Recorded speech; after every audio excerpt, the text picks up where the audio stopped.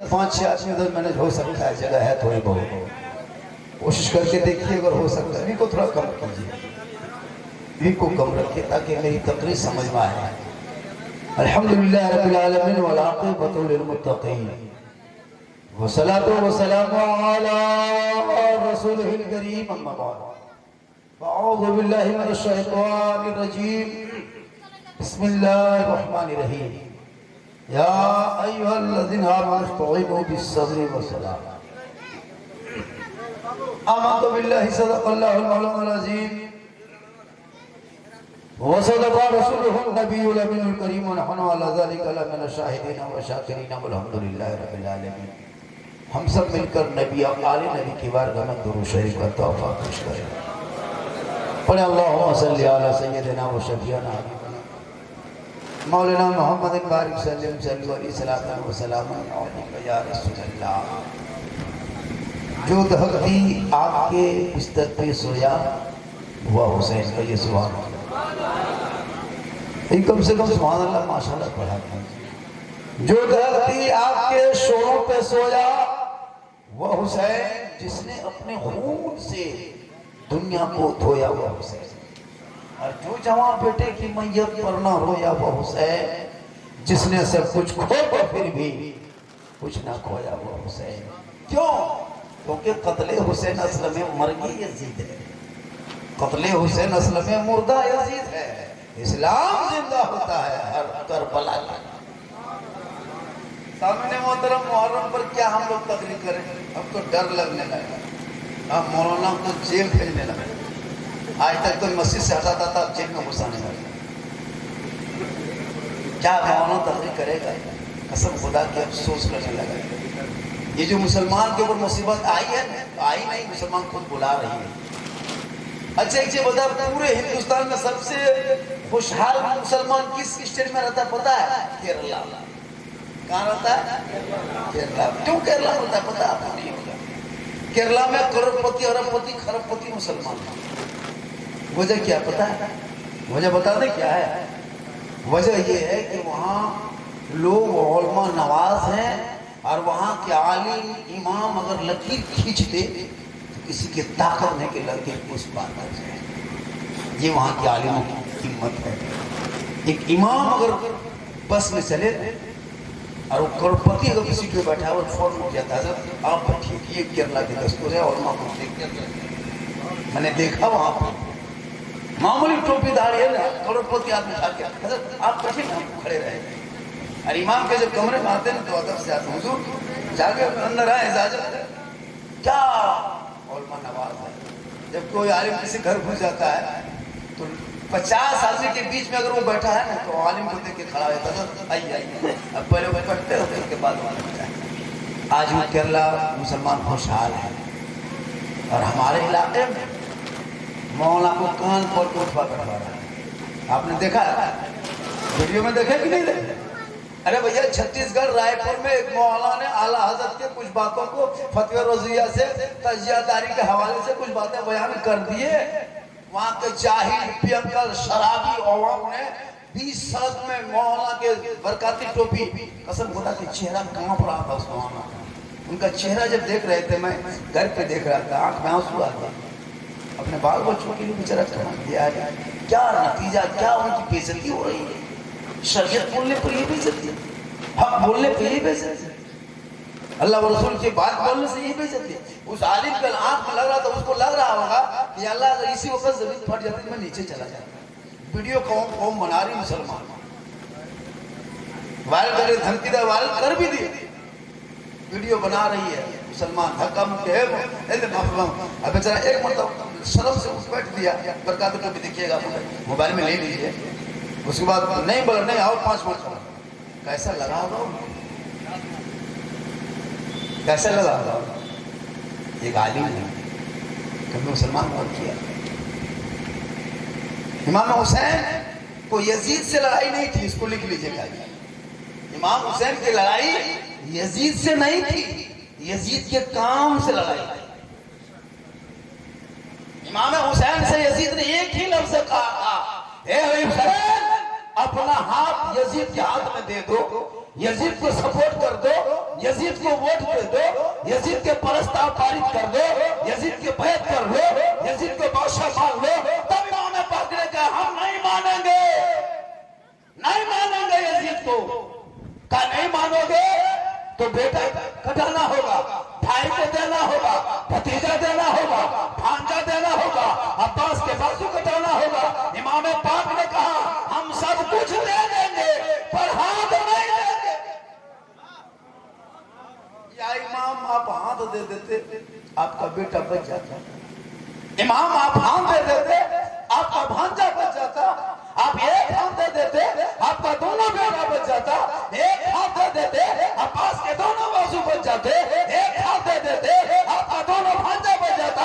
या इमाम पाक आपने एक हाथ ना दे के अली अकबर को दे दिया, एक हाथ ना दिया कासिम को दे दिया, एक हाथ नहीं दिया उन्हें मोहम्मद दे दिया, एक हाथ ना दिया अब्बास के दोनों बाजू दे दिए, एक हाथ ना दिए अली असगर के मासूमियत दे दिए। तब इमाम पाक ने मैदान करबला में 10वीं मुहर्रम को जुम्मा के दिन में 61 हिजरी में परदेशोतर में जमी गरम में तमाम दुश्मनों के बीच में ऐलान किया था, ए नाना तुम मत हो, तुम कहते हो हाथ दे देता बेटा बच जाता, हाथ दे देता भाई बच जाता, बेटा तो बच जाता, खानदान बच जाता, लेकिन नाना के शरीयत नहीं बचा।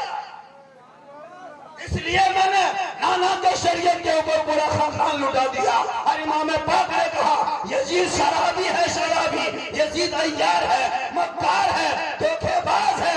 हम अगर आज करबला के मैदान में यजीद के सपोर्ट कर देंगे कयामत तक नाना की उम्मती गुमराह हो जाएगा, हम तलाश न कर पाएगा। इसलिए इमाम पाक ने कहा यजीद शराबी है और कयामत तक जो शराबी होगा वो हुसैनी नहीं होगा और जो हुसैनी होगा वो शराबी। जितने उन आलिम को बेइज्जती किया ना वो कोई हुसैनी नहीं था, वो सब शराबी था। शराबी कभी हुसैनी नहीं बन सकता है। और ना एक आलिम को बीच रोड में बिठा करके उसने हक ही तो बोला होगा, जो कौन 50 ग्राम की टोपी सर पे चढ़ा करके 10 कदम मस्जिद ना घुस सके, वो कौन 40 किलो का ढोल टांग करके 3 किलोमीटर सफर कर सकती है। और कहता मौलाना इस्लाम खतरे में है, कुरान खतरे में है, मजहब खतरे में है। नहीं, तुम्हारी सोच खतरे में है, तेरा समाज खतरे में है, तुम्हारी औलादें खतरे में है। अरे इस्लाम कल भी जिंदा था, आज भी जिंदा है, कयामत तक जिंदा रहेगा। इस्लाम मिटाने वाले मिल गए क्योंकि कौले मोहम्मद, कौले खुदा, फरमान न बदला जाएगा, बदलेगा जमाना लाख कुरान।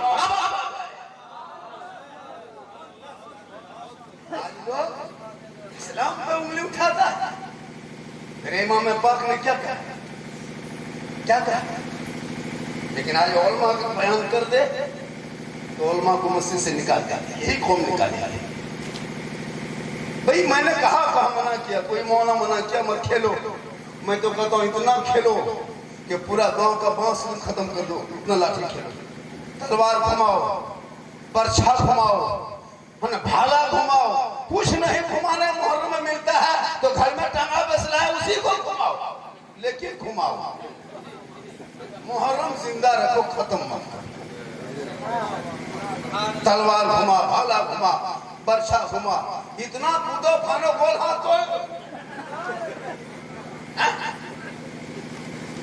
लेकिन डीजे के साथ नहीं, नाच के साथ नहीं। अगर ढोल बजाना जायज होता तो सबसे ज्यादा ढोल हम लोग बजाते। मौलाना हम लोग जलसा करिए लेते, फातिहा पढ़िए लेते, जनाजा पढ़ा देते, निकाह पढ़ा लेते, सब कमुआ करिए लेते, ढोल नहीं बजा पाते। आप लोग आवाम है, झटका झटका बजाते, हम लोग कुर्रमा से डायरेक्ट बड़का मंगो। आप लोग 1 घंटा बजाते, हम लोग फजर के बाद गर्दन में टांग ले रहे, पूरा गांव में घूमते डम डमाडम डम हुसैनी घूमना घूम रहा। वाह रे मुसलमान, जो जो मौलाना मना करे, इतना खराब बकर करता है लड़का लोग, ठह ठह ठह ठह ठह ठह ठह ठह न सुतेगा न सुतने दे, रतिया में खुदे सुतेगा तुमको। कपार में पट्टी, वो कमर में पट्टी, हाथ में मोर के पंख, और वो क्या करते हैं टूटा, लगता है घोड़ा दौड़ रहा है। मौलाना मना करे क्या बना है तुम? बोल बाप दादा सब बने हेलो वही यादगार मना रहा है। याद वो कौन था पता है जो तुम लोग घूमते हो? वो काशिद था। काशिद जिसको चिट्ठी डाकिया कहते हैं। तो वही चिट्ठी लेके दौड़ता था, घुंघरू बजता तेजी से भागता था ताकि लोग रास्ता छोड़ कूफा से मक्का, मक्का से कूफा। लेकिन वाह रे मुसलमान, क्या क्या नहीं करे। अभी तो एक जगह चंदा कहने लगी झारखंडी बाबा, अच्छा मुहर्रम के चांद दिखाने के बाद खाटिम नहीं सूतना चाहिए। हम बोला खाटिम क्या सूतेगी, गाछ में चढ़ जा 10 दिन गछा जगन्नाथ दिन कूद जाना। ये कौन किताब में लिखल है कि खाटिम नहीं सूतना चाहिए? मोल्ला साहेब मछली नहीं खाना चाहिए। हम बोले तो मगरमच्छ खाओ। अच्छा अच्छा मछली मौलाना कह दे मछली खाना चाहिए मुहर्रम में। इस साल मौलाना को पटिया ही कोई वो देवंदी में बोलो अब बोलना भी नहीं। अच्छा ये कहाँ हजरत जिनके घर में दरगाही है, मुजाफर है, दरगाही है, तजिया उठाता है, उनके घर की बहू बेटी क्या 10 दिन माथा कंघी नहीं चलाना चाहिए, यानी माथा नहीं झाड़ना चाहिए। हमारा 10 दिन जो औरत माथा नहीं झाड़ेगी वो औरत रहेगी, किचड़ी बन जाएगी। सोच के देखिए कहाँ कहाँ से सब फतवा निकालता है। हाँ मौलाना बस पूछेगा है ना। एक जगह तो पूछ लिया देखो गोल टोपी वाले के झारखंडी बाबा, अगर मुहर्रम में आप लोग मुर्गा कहाँ जमा करते हैं? गले गर्दन में करते हैं। तुम लोग कहाँ करते हैं? अपना मुर्गा है जहाँ जमा चाल में करो चाहे यहाँ करो चाहे वहाँ करो। अब इसके पीछे हम लोग के पड़ल है मुसलमान। सभी बाजा भाल है। हम तो कहते मुहर्रम में पूरा खेलो कूदो है ना पूरा, लेकिन हाँ शरीयत के दायरे में रह कर 2-4 को मौलाना हाथ धो के मुहर्रम के पीछे पड़ेंगे। हाथ धो के नहीं ना, ये है नजर है वो है गलान है ढक्कन है, भाई हम लोग को पड़े हैं। तो जो तरीका है उसको इस्लाह करने का वैसा कीजिए ना। ऐसे ऐसे कम हो रहा है कि नहीं हो रहा? बहुत कम हो गया। अब बीमारी बढ़ गई तुरंत जाके दवाइलाज करेगा मरिए जाए। धीमे धीमे आहिस्ते आहिस्ते बहुत छूटने लगा, ना छूटने लगा। दरगाह में बहुत कुछ मुसाफिर दिया था, सब कम होने लगा। एक जगह का झारखंडी बाबा अगर दरगाह में 7वीं मुहर्रम से 10वीं मुहर्रम तक चिराग नहीं जलाएंगे, अगरबत्ती नहीं जलाएंगे, मुर्गा नहीं देंगे, खस्सी नहीं देंगे, मूर्छल नहीं घुमाएंगे, कांसा लोटा डूबी थारी में पानी नहीं डालेंगे, जानते हैं क्या होगा? बोले क्या होगा? बोल जगन्नाथ के रात में इमाम पाक आएगा और बड़का बड़का बुढ़िया मुझे देखुनाम धर देगा। आदमी जाहिर आदमी कहा अगर दरबार मुर्गा न दिलियो ना तो बेटा पगला जा तू मर जा तो इमाम पाक रहो जाना ना। अरे बुला लो हम लोग को समझा होता है ना बहुत जगह। अच्छा दरगाही में इतनी मोहब्बत है वो लोग तजिया उठा लेगा वो मुर्गा तुला दे देगा, वो खाली मरने में चल कहीं मर ना जाए। लेकिन याद रख इमाम पाक का ये काम नहीं कि तू ना माने बेटे मार दे खानदान मार दे। ये मेरे इमाम पाक पर सरासर तो हमत है, ये बिल्कुल तो हमत। अरे इमाम हसन हुसैन का वो वाकया नहीं सुना? एक मरतबा दोनों भाई मस्जिद नबी में दोनों घुसे, नाना रसूलुल्लाह आगे आगे, नवासा पीछे पीछे, नाना रसूलुल्लाह आगे बढ़ गए, नवासा हसन और हुसैन पीछे रह गए। कहा भाई वजू बनाओगे ना तब ना मस्जिद घुसोगे? कहा भाई वजू बनाएंगे। इतने में क्या देखा एक बूढ़ा आदमी है वजू बना रहा है, गलत सलत वजू बना रहा था। इमाम हसन ने कहा भाई देखो ने वो बूढ़ा चाचा वजू बना रहा है, गलत बना रहा है, चलो इसको रोकेंगे, चलो टोकेंगे, चलो कहेंगे, मना करेंगे। इमाम हुसैन ने कहा नहीं मत ऐसा मत कहो, नाना रसूलुल्लाह की उम्मती है, उनकी उम्मती है, नाना अपने रसूल उम्मती से बहुत प्यार करते हैं, इनको कहेंगे तकलीफ होगी। नहीं भाई साहब ऐसा करो ना, हम लोग दोनों भाई बैठ के वजू बनाओ और चाचा को कहेंगे देखिए चाचा हम लोग दोनों भाइयों में से कौन सही वजू बना रहे हैं, कहिए क्या इसका करने का तरीका। इमाम हसन हुसैन वजू बनाने लगे, वो बूढ़ा देखने लगा, कहा बेटा वजू तो हम गलत बना रहे थे, तुम लोग दोनों भाइयों ने सही बनाया। और करो तो जो इमाम पाक अपने नाना की उम्मती के बूढ़े को ज़बान से तकलीफ ना दे, वह हुसैन पाक किसी का बेटा मार सकता, किसी का खानदान बर्बाद कर सकता, किसी का घर उजाड़ सकता। ये हुसैन के घर की आदत नहीं है। अरे वो घर की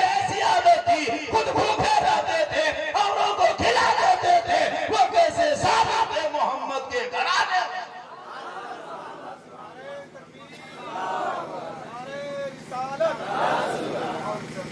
तोहमत मत दो, जो करना है करो। माशाअल्लाह। अरे यार मुखिया साहब ने अल्लाह ताला मुखिया जी को एमएलए बना दे, एमएलए से फिर एमपी बना दे, एमपी से मंत्री बना दे, फिर कोई भेंट नहीं पाए। माशाअल्लाह। अरे मंत्री बोलने तो रांची में रहते भेंट पाभी को।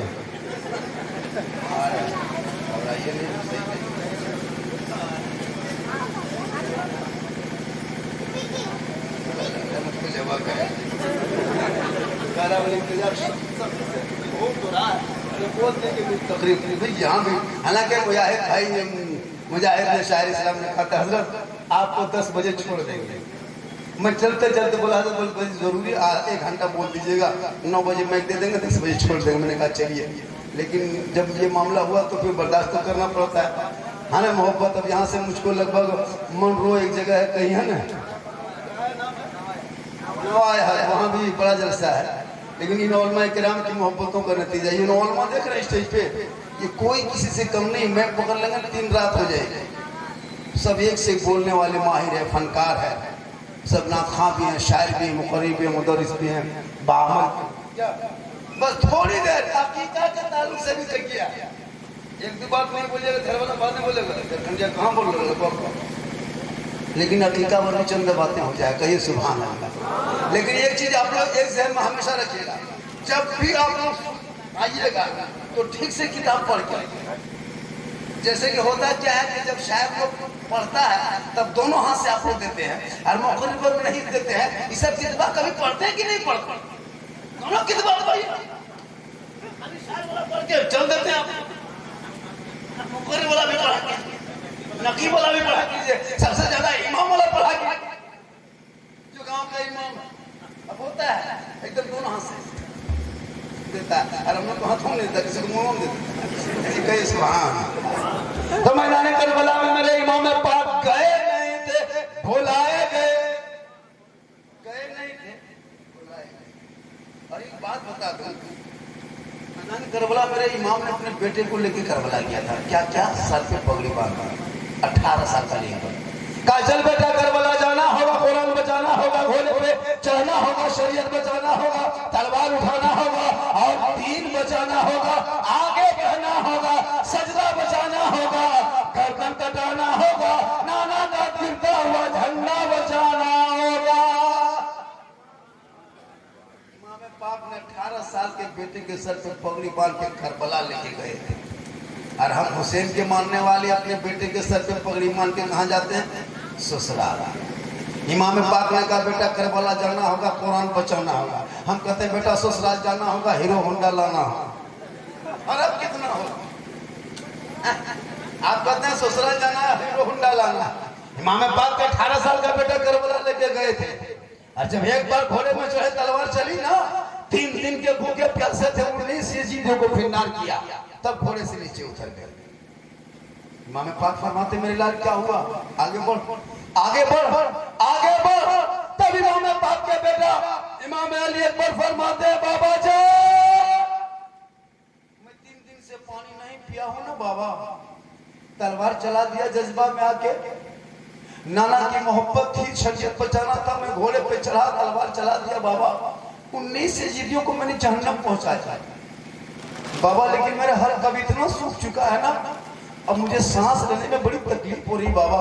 अब मैं घोड़े पे चढ़ के तलवार नहीं चला सकता बाबा। अगर चंद कतरा पानी मेरे मुंह में होता ना बाबा, इन यजीदियों को फिरनार कर देते। तब इमाम पाक फरमाते मेरे लाल खैमे में तूने नहीं देखा बेटा, तेरा भाई अली ज़ैनुल आबिदीन कई दिन से बीमार कर रहा है। तूने अपनी फूफू को नहीं देखा, मेरी ज़ैनब को जमीन में पेशानी रख के तेरी फूफू सिसक रही है। तूने अपनी बहन सकीना को नहीं देखा, जमीन में रख के रो रही है। तूने अपने मां शहरबानू को नहीं देखा। ए मेरे लाल मछलियां नहीं देखा, 3 दिन से सूखा खड़ा है। तेरा भाई अली असगर की ज़बान बाहर आ रही है। अरे मेरे लाल सुन, मैं भी 3 दिन से पानी नहीं पिया हूं मेरे लाल। और करो मुसलमानों, 56 साल बाबा हुसैन की उम्र, 18 साल बेटा अली अकबर की उम्र। जब जवान बेटा बाबा हुसैन के सामने मैदान करबला में दुश्मनों के बीच में परदेश वतन में कहा होगा, बाबा इतना हल्का सूख चुका है कि मुझे सांस लेने में बड़ी तकलीफ होगी। बाबा हुसैन उस वक्त कैसा लगा होगा? आपने कभी सोचा? इमाम पाक फरमाते मेरे लाल आओ मेरे करीब आ जाओ। इमाम अली मकाम के साथ जाते करीब चले गए। कहा बेटा और करीब आ जा। कहा बाबा बिल्कुल करीब आ गया हूँ। कहा बेटा और करीब आ जा। कहा बाबा बिल्कुल करीब आ चुका हूँ। कहा बेटा प्यास लगी है? कहा हाँ बाबा प्यास लगी है। कहा बेटा अपनी जबान से मेरी जबान को थोड़ी देर चूस। और बड़े मुसलमानों, 18 साल के जवान बेटा 56 साल के बाबा हुसैन की जबान को मैदान करबला में जब चूसता होगा, इमाम पाक को कैसा लगा होगा? थोड़ी देर के बाद फरमाते मेरे लाल कैसा लगा? कहा बाबा थोड़ी थोड़ी मेरी प्यास बुझ गई। कहा बेटा थोड़ी देर और अपनी जबान से मेरी जबान को चूस। कहा बेटा अब कैसा लगा? कहा बाबा और थोड़ी प्यास बुझ गई। कहा थोड़ी देर और चूसने का। अब कैसा लगा? कहा बाबा अब लगता है मैं पूरा पानी पी के शर्मशेर हो चुका, बिल्कुल मेरी प्यास बुझ गई है करबला के मैदान में। तब इमाम पाक ने कहा भाई बेटा सुन, 56 साल की उम्र में दुश्मनों के बीच में परदेश वतन में तूने अपने बाबा की ज़बान को चूसा है ना?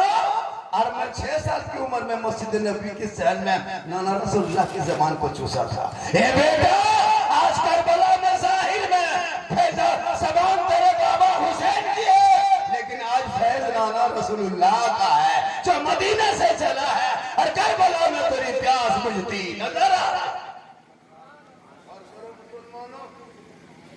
आज हम मैदान करबला के नाम पे क्या नहीं करते। मेरी बहू माँ बहनें भी बैठी है, जो माँ बहनें 3 दिन तक 3 किलोमीटर तक जाके फातिहा इमाम बड़ा पढ़ सकती है, लेकिन घर में मुसल्ला बिछा के सजदा नहीं कर सकती।